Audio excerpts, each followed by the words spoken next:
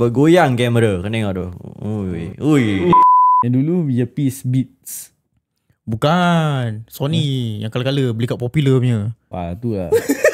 Aku tahu Zan ada. Aku tengok dia pakai gitu kan. Aku terus pergi Popular aku beli. Aku beli mesti merah. Aku beli mesti hijau. Tu je Sony. Habis tu ada Beats masuk. Beats by Dr. Dre. Correct. Last time that one not expensive. Ya, Terus slowly harga punya tu. Diorang makin buat the cheaper version. And before that, headphone. Skull Candy. Yeah, Skull Candy.